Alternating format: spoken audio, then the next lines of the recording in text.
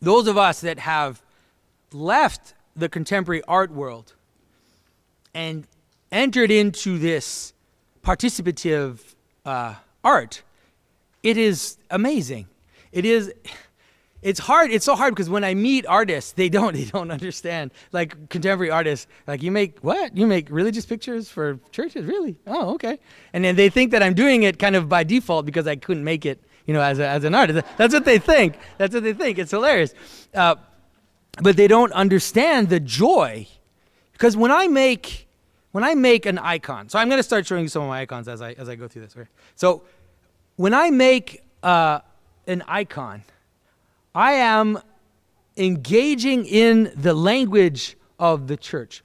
So like a poem, like any form of ancient art, like a poem that has form, anything that has a basic structure which we can all agree upon and which brings us together, which makes us know that I am part of this culture rather than this other culture. Like I'm somewhere in the world, I'm part of a group, I'm part of a communion of people.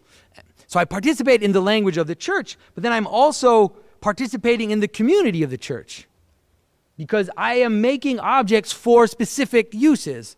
I am making an object for someone who wants an icon of their patron saint. I am making an object for a church who is looking for a specific icon that they want to have out there. I'm making a blessing cross so that the priest can bless the people. And so the object that I'm making is connected to the community.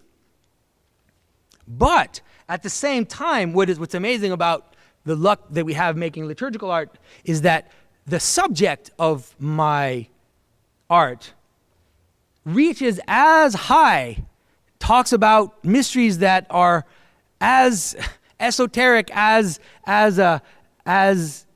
powerful, as hidden as any contemporary artist would ever be able to touch, right? And so it's not just that liturgical art is not just that there's a nobility in making a chair.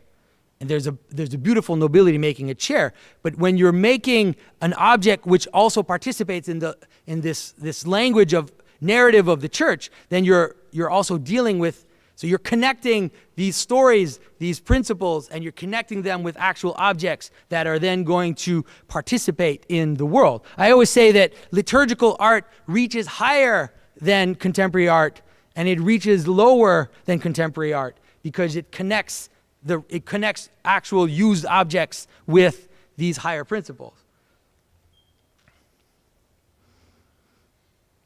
And so that's why I think that liturgical art is the only solution for the cultural problem.